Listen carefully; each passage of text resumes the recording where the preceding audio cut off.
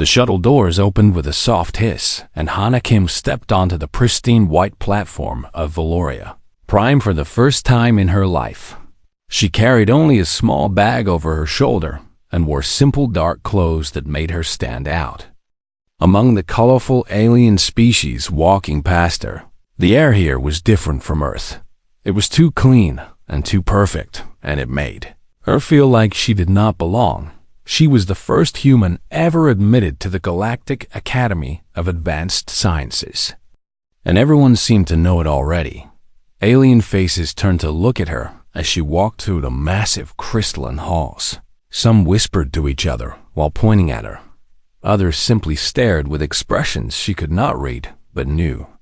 Were not friendly, the Luminari were the most common species she saw. They were tall and thin with skin that glowed in soft shades of blue and silver. Their eyes had no pupils, and they moved with a grace that made Hana feel clumsy just watching them. The Vex were harder to look at directly with their insect-like bodies and multiple arms that clicked and twitched as they communicated. Then there were the Gorath, who stood nearly 8 feet tall with skin that looked like living stone. They made the ground shake slightly when they walked. Hana kept her head down and followed the holographic signs toward the registration building. A thick woven scarf was wrapped around her neck, even though the temperature inside the academy was perfectly controlled. Several aliens gave her strange looks because of it, but she ignored them. The scarf was important, and she would not remove it, no matter how many stares it brought. The registration officer was a Luminari, female with pale blue skin and an expression of barely hidden disgust. She looked at Hana the way someone might look at a bug that had crawled onto their desk. "You are the Terran?" the officer said. It was not a question. "Yes," Hana replied, keeping her voice steady. "I am here to register for the xenobiology program." The officer made a sound that might have been a laugh. "The xenobiology program is one of our most demanding courses of study. It requires a level of cognitive function that your species is not known for possessing." Hana felt her jaw tighten, but she kept her face calm. "I scored in the top 0.1% on the entrance examinations." Officer's glowing eyes narrowed. "Yes, that was quite the surprise. Some of my colleagues believe there must have been an error." She tapped something on her holographic display. "Your room assignment is in Building 7. You will be sharing quarters with a Vex student. Try not to contaminate anything with your Deathworld bacteria." Hana took the access card without responding and walked away. She had expected this kind of treatment, and she would not give them the satisfaction of seeing her react. Building 7 was on the far edge of the campus, which meant a long walk through the main courtyard. The path took her past groups of students who stopped their conversations to watch her pass. She heard fragments of their words, even though they did not try to hide them. "There's the human I heard about," said a young Gorath to his friends. "Look how small and weak she appears. How did something like that even survive to adulthood?" "Her species comes from a death world," his companion replied. "The gravity there is crushing, and the atmosphere is barely breathable. They have predators that would give a Gorath nightmares." "Then how are they so fragile?" "They are not fragile," said a third voice. "They are just poorly designed. They survive through luck and stubbornness, not through any real strength." Hana kept walking. The courtyard seemed to stretch on forever, but she finally reached Building 7. Her room was on the 4th floor, and when she opened the door, she found her roommate already inside. The Vex turned all 4 of her eyes toward Hana. Her body was covered in a hard shell that shifted between green and brown, and her mandibles clicked rapidly as she processed the sight of her new roommate. "You are the human," the Vex said. Her voice came from a translator device attached to her thorax. "I'm called Kira." Hana Kim Hana replied. She set her bag down on the empty bed and looked around the room. It was small but clean, with 2 sleeping areas and a shared workspace. "I hope we can get along." Kira made a clicking sound that the translator did not interpret. She seemed to be studying Hana with intense curiosity rather than the hostility Hana had experienced from others. "You wear a covering around your throat," Kira observed. "Is this a human custom?" Hana touched the scarf automatically, and his personal Kira tilted her head in a way that reminded Hannah of a curious dog. On my world, we do not hide parts of our bodies unless they are damaged or shameful. Is your throat damaged? No. Is it shameful? Hannah paused before answering. It is neither. It is simply something I choose to keep private. Kira seemed to accept this answer, though her eyes lingered on the scarf for a moment longer. I have read about your planet. The databases call it a Deathworld. They say your species should not exist. Hannah sat down on her bed and began unpacking her few belongings. And yet, here I am, yes. Kira agreed. Here are the first of your kind to walk these halls. I find that interesting. Not everyone shares your curiosity. Hannah said. Kira clicked again. No, they do not. The other students believe you will fail. Most have placed bets on how long you will last before you give up and return to Earth. Hannah looked up at her roommate. How long do most of them think I will last? 3 weeks is the most common prediction. Kira replied. Some say less. A few generous souls have given you until the end of the first semester. Hannah allowed herself a small smile. What do you think? I do not bet, said Kira. But I am curious to see what happens. I have learned that species from Deathworlds often surprise those who underestimate them. The next morning, Hannah attended her first class. Professor Tallis taught xenobiology, and he was a luminary who had clearly never approved of her admission. He stood at the front of the lecture hall, with his silver skin glowing faintly and his pupil-less eyes scanning the students until they landed on Hannah sitting alone in the back row. Now, he said loudly enough for everyone to hear, the Terran specimen has arrived. Do try to keep up, human. This course was designed for species with actual cognitive advantages. Laughter rippled through the room. Hannah said nothing. She simply opened her datapad and began taking notes. The lecture covered basic cellular structures across different galactic species.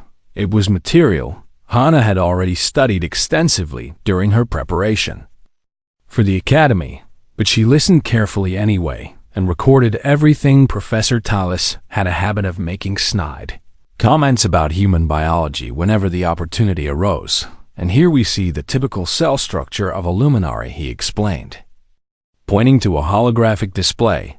Note the efficiency of the energy conversion process. Compare this to the primitive mitochondrial system found in Terran life forms. It is remarkable that such an inefficient design could produce a species capable of space travel. More laughter. Hannah kept writing. When the class ended, she gathered her things quickly and headed for the door, but Professor Tallis called out to her, human. A moment she stopped and turned. The other students filed past her with smirks on their faces. I want to make something clear, the professor said, walking toward her. You are here because of politics, not because of merit. The Galactic Council wanted to make a gesture of inclusion toward your species, and we were forced to accept you. But do not mistake that gesture for genuine welcome. You will be held to the same standards as every other student, and I fully expect you to fail. Hannah met his glowing eyes without flinching. I understand, Professor, do you? His voice dripped with condescension. Your species has only been traveling among the stars for 200 years. We have been here for 50,000. Your infants playing in the realm of giants. Hannah adjusted her scarf. Then I suppose I have a lot to learn. She walked out before he could respond. Behind her, she heard him make a sound of disgust, but she did not look back. That night, she sat alone in her room while Kira studied at the shared desk. The scarf lay on her pillow, and in the dim light, something on her neck pulsed with a faint golden glow. 3 weeks, she whispered to herself. We will see about that.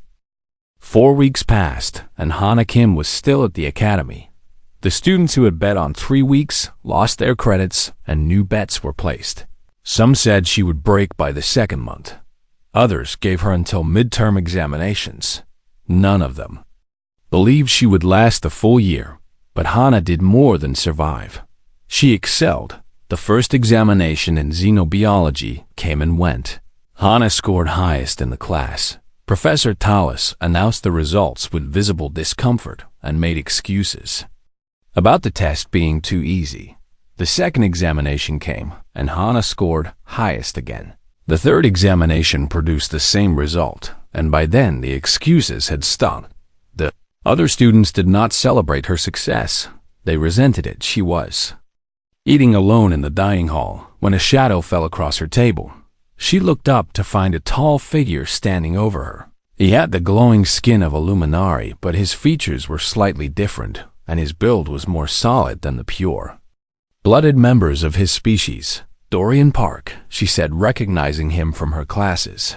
He was famous at the academy for being a prodigy and for being half human, though he never acknowledged that part of his heritage.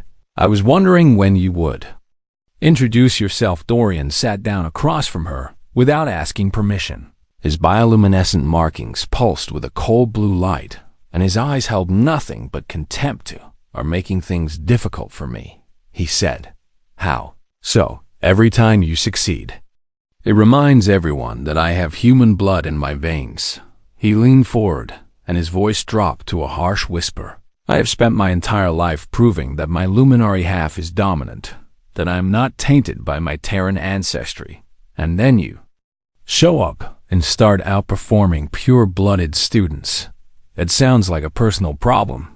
Hana replied. She returned to her food. Dorian slammed his hand on the table, hard enough to make her tray jump. Several nearby students turned to look. "You think you are clever. You think your test scores mean something. They do not. They mean I understand the material. They mean nothing," Dorian hissed. "You are a novelty, a circus attraction. The professors grade you on a curve because they feel sorry for you." Hana set down her eating utensil and met his gaze. "If that were true, you would not be so angry right now." His markings flared brighter, and for a moment she thought he might strike her. But he controlled himself and leaned back in his seat. "Do you know what they call your planet in the core worlds?" Hana weighted the meat grinder. He said with a cruel smile, "The extinction engine. Your world has killed 99% of every species that ever evolved there. You are the descendants of the 1% that survived through blind luck and animal stubbornness. You did not earn your place in the galaxy. You stumbled into it. And yet here I am," Hana said calmly, "sitting in the same academy as you, taking the same classes, scoring higher on the same tests." Dorian's jaw tightened. "You should not be here, but I am." He stood abruptly and looked down at her. "You wear that scarf everywhere, like you are hiding something. I have heard rumors. Some say you are covering scars from your violent Deathworld. Others say you are covering something shameful, a birth defect, perhaps, or maybe just the ugly truth that humans are nothing but meat held together by desperation." He paused, waiting for her to react. When she did not, he continued, "I am going to find out what you are hiding, and when I do, I will make sure everyone knows that you are nothing special. Just another fragile human pretending to belong among your betters." He walked away, and the dining hall slowly returned to its normal noise level.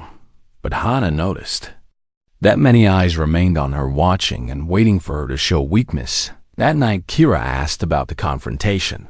She had heard about it from other Vex students who had witnessed the scene. What did Dorian Park want Kira clicked to intimidate me? Hana replied. She was sitting on her bed with her back against the wall, and her scarf still wrapped around her neck. "It did not work. He is dangerous." Kira warned. "His family has powerful connections throughout the core worlds. They could make your life very difficult." "My life has always been difficult," Hana said. "That is what it means to come from Earth." Kira studied her for a long moment. "Why you not fight back? You have proven yourself academically. Why not confront your enemies directly?" "Because that is what they want," Hana explained. "They want me to lose control. They want me to give them a reason to expel me. If I fight back physically, I prove their point that humans are violent animals. If I fight back verbally, I prove their point. Humans are emotional and irrational. The only way to win is to succeed so completely that they cannot deny my worth." "And what about the scarf?" Kira asked. "What are you hiding beneath it?" Hana touched the fabric automatically. "It is not what I am hiding. It is what I am protecting. From being revealed too soon, Kira made a confused clicking sound. I do not understand. You will, Hana said. Eventually, the weeks continued and Dorian's campaign against Hana intensified. He could not touch her grades. So he attacked her reputation. He spread rumors that she had cheated on the examinations. He convinced other students to exclude her from study groups. He made sure she was never invited to social gatherings. The isolation did not bother Hana. She had expected it, and she used the extra time to study harder. Her scores remained perfect, and her understanding of xenobiology grew deeper than any student in her year. But the pressure was building. She could feel it in the way other students looked at her. She could hear it in the whispers that followed her through the halls. She could sense it in the tension that filled every room she entered. Something was going to break soon. She just had to make sure it was not her one afternoon. She was walking through the courtyard when Dorian and his followers surrounded her. There were 5 of them, including 2 massive Dorath, who blocked her path forward and backward. The scarf, Dorian demanded. Show us what you are hiding. No, Hana replied. It was not a request. He stepped closer, and his markings pulsed with aggressive light. Either you remove it yourself, or we remove it for you around. Then a crowd was gathering. Students stopped to watch the confrontation.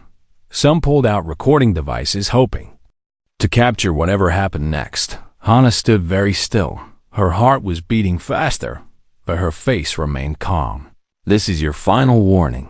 My warning, Dorian laughed. You are threatening me. I'm telling you that if you touch me, you will regret it. His hand shot out and grabbed the edge of her scarf. In that instant, something changed the air around. Hana seemed to grow heavier, and the temperature dropped several degrees. Dorian's hand froze in place, and his confident expression faltered what he tried to pull his hand back, but it would not move. What is happening? Hana's eyes met his, and for just a moment, they seemed to flicker with golden light. Let go. He released the scarf and stumbled backward. His followers caught him, and they all stared at Hana. With new expressions on their faces, she adjusted her scarf and walked through the crowd, which parted for her without a word. That night, Kira found her sitting in darkness. The scarf was off, and something on Hana's neck was glowing, a soft golden light pulsed in a pattern that looked almost like breathing. Kira approached slowly, and what she saw made her freeze in place. Covering the left side of Hana's neck from her jaw to her collarbone was a tattoo of a dragon, but this was no ordinary image. The scales shimmered with inner fire. The eyes glowed like molten gold, and as Hana breathed, the dragon seemed to breathe with her. What is that? Kira whispered. Hana looked at her roommate, and for the first time since arriving at the academy, she smiled. This is why they should not have laughed at me. Kira stood frozen in a doorway, unable to move or look away from the impossible sight before her. The dragon tattoo on Hana's neck pulsed with golden light, and she could have sworn she saw the creature's eyes blink. How is that possible? Kira finally managed to say, is it technology? Some kind of bioluminescent implant? Hana shook her head. It is older than technology, older than human civilization itself. That does not make sense. Hana gestured for Kira to come closer, and after a moment of hesitation, the Vex approached. She sat down on her own bed facing Hana and waited. My grandmother told me the story when I was young. Hana began. Her voice was soft and distant, like she was remembering something precious, when humans were still primitive creatures, living in caves and fighting for survival against predators that wanted to eat us. Something reached out to our ancestors, something ancient and powerful. What was it? We call them the Old Guardians. Hana touched the dragon gently, and it seemed to respond to her touch, glowing slightly brighter. They were not gods, and they were not aliens in the way the galaxy understands the word. They were Earth itself, given form and consciousness. Kira clicked in confusion. How can a planet have consciousness? I do not know. Hana admitted that they existed, and they still exist in a way. When humanity was on the edge of extinction, fighting against ice ages and predators and diseases, The old guardians chose certain bloodlines to protect. They gave those bloodlines a gift, a mark that would awaken in times of true need, the dragon yes. This mark has been passed down through my grandmother's lineage for thousands of generations. Most of the time, it is dormant. Just a birthmark that appears on our necks. But when danger threatens, when we truly need protection, it awakens. Kira leaned closer, studying the tattoo. She could see incredible detail in the scales and the way the light moved beneath. The skin like liquid fire. What does it do when it awakens? Hana was quiet for a moment. It remembers what every predator humanity ever faced, every battle we ever fought, every moment of survival against impossible odds. The dragon carries the memory of human endurance, and when it awakens, that memory becomes power. Kira sat back, trying to process what she had heard. This is why you hide it. Yes. If the galaxy knew what humans could become, they would fear us, and fear leads to violence. I came here to learn and to prove that humans deserve a place among the stars, not to start a war. Then why are you telling me? Because you asked honestly, Hana said, and because I think you deserve to know. You have been kind to me when others have not. That means something. Kira made a soft clicking sound that her translator interpreted as gratitude. What will you do now? Dorian will not stop harassing you. The other students will not suddenly accept you. I know. Hana wrapped a scarf back around her neck, hiding the dragon once more. But something is coming that will change everything. The combat trials. The combat trials, Kira repeated with alarm. You cannot be serious. Those are brutal competitions designed for warrior species Luminari with their energy manipulation, Gorath with their stone skin, Vex with our natural weapons. Humans have none of those advantages. Hana smiled. We have something better. The next morning, Hana walked to the registration building for the combat trials. The line was long, filled with students from every species, eager to prove their martial worth. When she reached the front, the officer on duty was a massive Gorath named Marcus. Stone, his rocky face showed surprise when he saw her. You are the human, yes. You wish to register for the combat trials?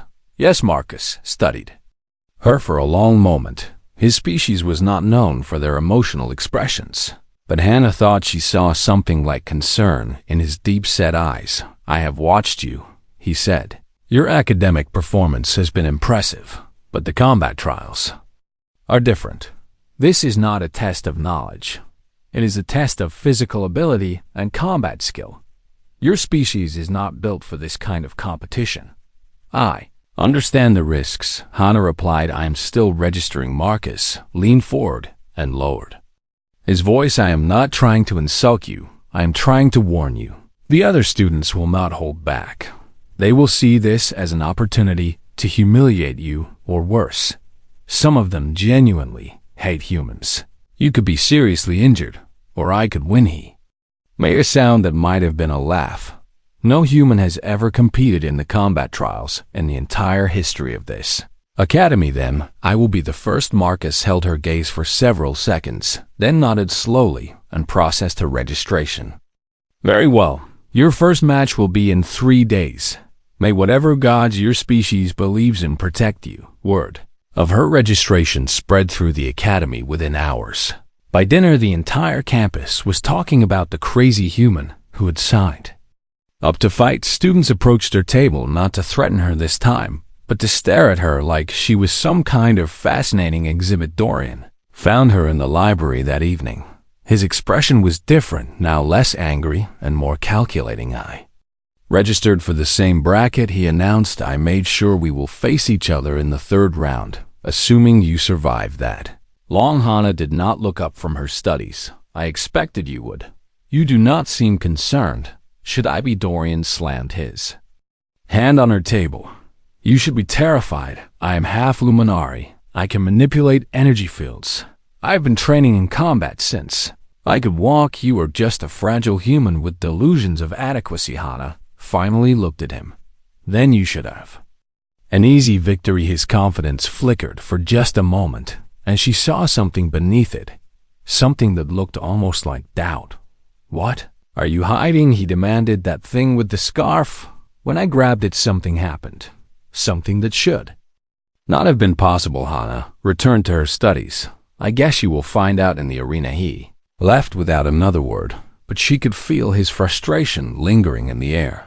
Night before the combat trials, Kira found Hana meditating in their room. The scarf was off, and the dragon was glowing brighter than Kira had ever seen it. The light filled the small space with warmth, and the air seemed to hum with barely contained energy. "Are you ready?" Kira asked. Hana opened her eyes, and they reflected the golden light.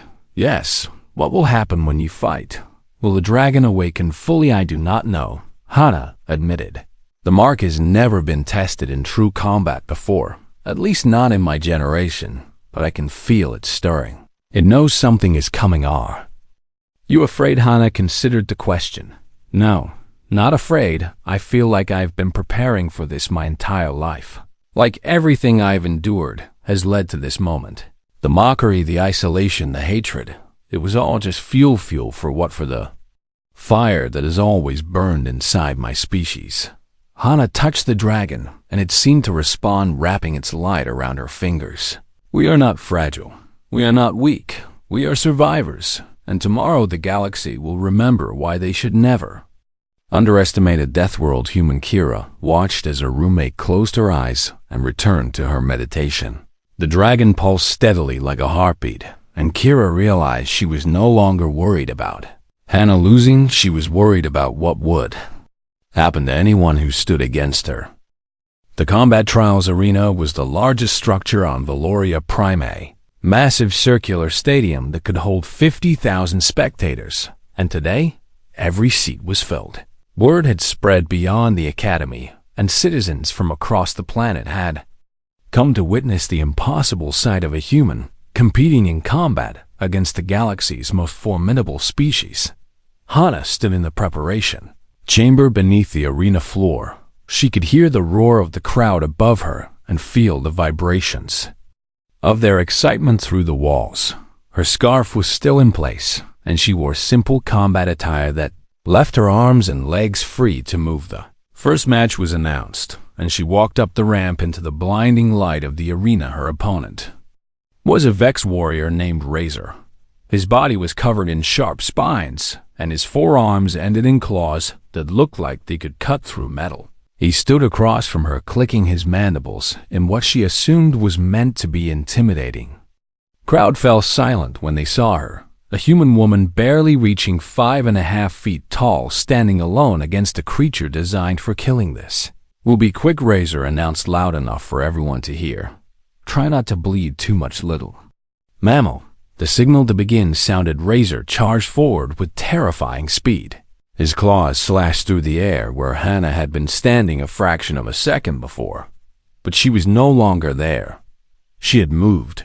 Crowd gasped. Hana was behind Razor now, having somehow crossed the distance without anyone seeing how her hand touched his back, and he stumbled forward off balance. Before he could recover, she was in front of him again. Her palm struck his chest, and he flew backward 10 feet. Landing hard on the arena floor, he tried to rise, but found he could not move. His limbs would not obey him. "Yield," Hana said. Her voice was calm. Razor struggled for several seconds, then went limp. "I yield." The arena exploded with noise. Some cheers, but mostly confused murmuring. No one understood what they had just witnessed. The match had lasted less than 20 seconds. Hana walked back to the preparation chamber and waited for her next opponent. Marcus Stone found her there between matches. He moved slowly for a Gorath, which meant he was being careful not to startle her. That was not normal combat technique. He said, "What did you do to him?" I redirected his momentum and struck his nerve clusters. Hana replied, "He will recover in a few hours." Nerve clusters. He's Vex. Their nervous systems are completely different from yours. How would you know where to strike? Hana touched her scarf.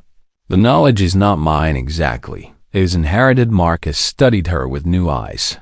There is more to you than anyone suspected. There is more to all humans. Hana said, "We have just learned to hide either." Second match was against a young Gorath named Boulder. He was not as experienced as Marcus, but he was still massive with stone skin that could supposedly withstand energy weapons. He stood in the arena like a mountain, and when he saw Hannah approaching, he laughed. "They sent me a snack," he boomed. The crowd laughed with him. The signal sounded and Boulder charged. His fists were like boulders themselves. And when they hit the ground where Hannah had been standing, the arena floor cracked, but Hannah was not there. She was dancing around him, striking points on his body that should have been invulnerable. Each strike left a small glowing mark, and after the sixth strike, Boulder suddenly collapsed. His stone skin had not been penetrated, but something inside him had simply stopped working. He lay on the ground, unable to move, staring up at the lights with confusion in his eyes. "Yield," Hannah said. "How?" Boulder whispered. "My skin is unbreakable. Skin is not everything." Hannah replied, "There are always weak points, always vulnerabilities. Your species just forgot that anyone might know them. I yield." The crowd was completely silent. Now, they were beginning to understand that something impossible was happening. The third round was announced and Dorian Park walked into the arena. His bioluminescent markings were blazing with power, and his face was set in determination. He had watched her first two matches, and she could see that he was no longer underestimating her. "The human has surprised us all," he announced to the crowd. "But her tricks will not work on me. I am Luminari. We control energy itself." Hannah walked to the center of the arena and faced him. She said, "Nothing. Take off the scarf." Dorian demanded. "I want to see what you are hiding before I defeat you." "Very well." Hannah reached up and unwrapped the scarf slowly. The fabric fell away, and the entire arena saw what lay beneath. The dragon tattoo blazed to life. Golden light erupted from her neck, spiraling down her arms and across her chest. The dragon opened its eyes, and they burned like twin suns. The temperature in the arena dropped, and every spectator felt a pressure in their minds, something ancient and vast becoming aware of their presence. "What is that?" Dorian's voice cracked. The confidence was gone, replaced by genuine fear. "This is what humans become when we stop hiding," Hannah said. Her voice echoed with power, layered with something older than human civilization. "This is the gift our planet gave us. The memory of every battle our ancestors ever won. The strength of every survivor who refused to die. This is the dragon mark, and it remembers everything." She moved. Dorian tried to defend himself. He raised energy barriers and launched attacks that should have vaporized any organic being. But Hannah flowed through his defenses like water. She was not fighting him in any conventional sense. She was simply demonstrating how completely outmatched he was. Every strike she landed left a trail of golden light. Every movement was perfect and precise. She hit him 17 times in 3 seconds, and each blow found a vulnerability he did not know he had. He fell to his knees, gasping for breath. The dragon light coiled around Hannah like a living thing waiting for her command. "Yield," she said. Dorian looked up at her, and for the first time, she saw something other than hatred in his eyes. She saw recognition. "You were never weak," he whispered. "You were holding back this whole time. We have always been holding back." Hannah replied, "The galaxy decided humans were fragile, so we let them believe it. But now you know the truth." He lowered his head. "I yield." The arena was utterly silent. 50,000 beings stared at the small human woman standing over the defeated prodigy. None of them could process what they had witnessed. Then Marcus Stone stood in the judges' section and began to clap slowly. The sound echoed through the silence, and gradually others joined him until the entire arena was applauding. The combat trials continued, and Hannah won every match. In the final, she faced a senior Gareth champion named Mountain. He was the most decorated fighter in the Academy's history, and he had never lost. The match lasted 4 minutes. When Mountain finally yielded, he did so with respect in his voice. He told her that in all his years of combat, he had never faced anyone like her. "You are not just a survivor," he said. "You are something new, something the galaxy has never seen before." Hannah helped him to his feet, and the crowd gave them a standing ovation. She had won. But more importantly, she had shown them what humans could truly become when they stopped hiding and started fighting back. The days following the combat trials changed everything at the Galactic Academy of Advanced Sciences. Hana Kim walked through the same crystalline halls she had walked through on her first day, but the experience was completely different now. The whispers still followed her, but they were no longer mocking. They were awed. The stares still tracked her movements, but they held respect. Instead of contempt, students who had once refused to sit near her now approached with nervous smiles and questions. They wanted to know about Earth, about humanity, about the dragon mark. She answered some questions and deflected others. Some secrets needed to stay secret. Professor Tallis found her in the library 3 days after her victory. He looked older somehow. His silver skin had lost some of its glow, and his arrogance had been replaced by something that looked almost like humility. "May I sit?" he asked Hana, gestured to the empty chair across from hers. The professor lowered himself slowly and was quiet for a long moment before speaking. "I owe you an apology. You Doi have taught at this academy for 200 years. I believed I understood the galaxy and the species within it. I believed humans were evolutionary accidents, primitive beings who had stumbled into space travel before they were ready." He looked at her directly. "I was wrong." Hana weighted the dragon mark. He continued, "I've spent the last 3 days researching every database I could access. I found nothing. No record of anything like what you displayed in the arena. What is it? Where did it come from?" Hana considered how much to tell him. "I cannot give you complete answers because I do not have them myself. What I can tell you is that humanity did not survive Earth by accident. We were chosen. By whom? By Earth itself," Hana said.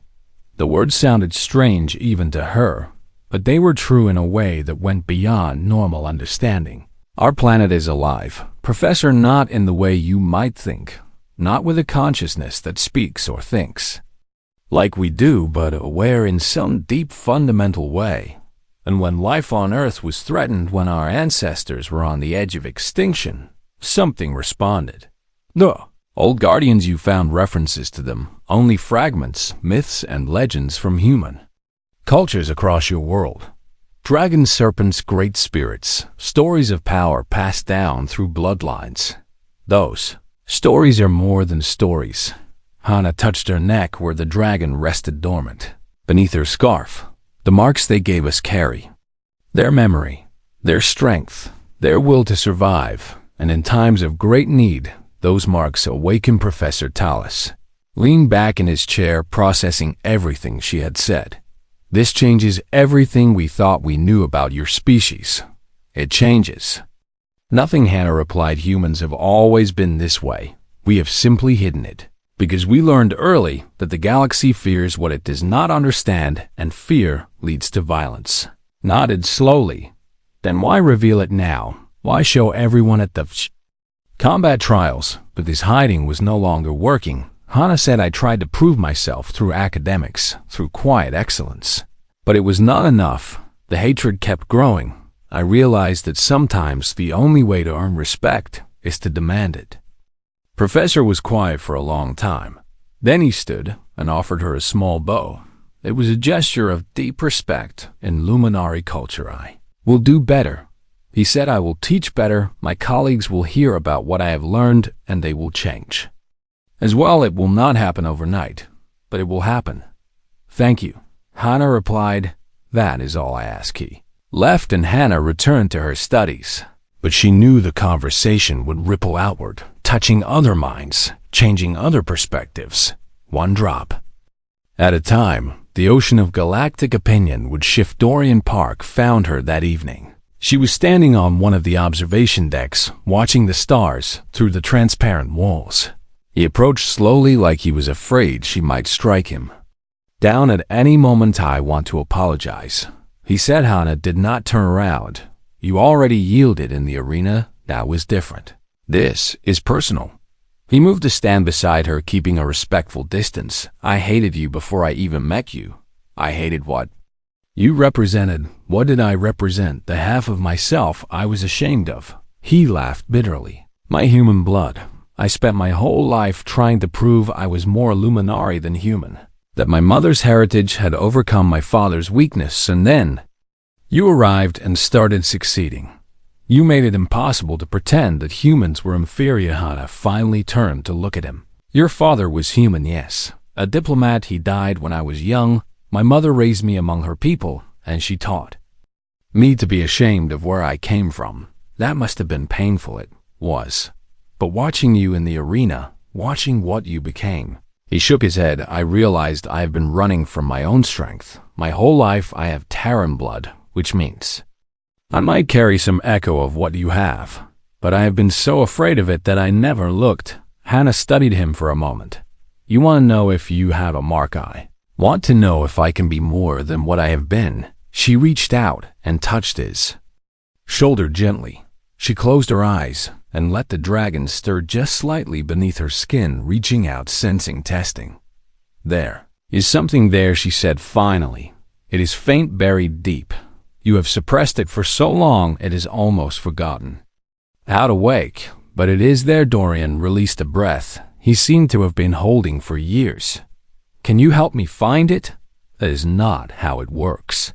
The mark awakens in response to need, to true challenge. You cannot force it. You can only face your fears. And hope it responds. He nodded, accepting this.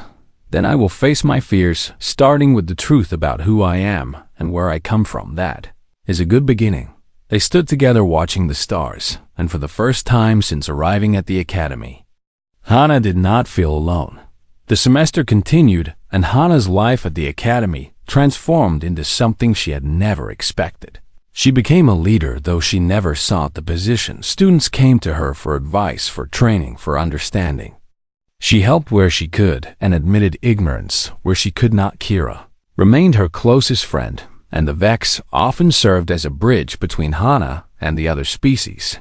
Her perspective helped Hana understand the alien minds around her, and Hana's perspective helped Kira understand humanity. On the final day of the academic year, Hana stood before a gathering of students and faculty who had come to hear her speak.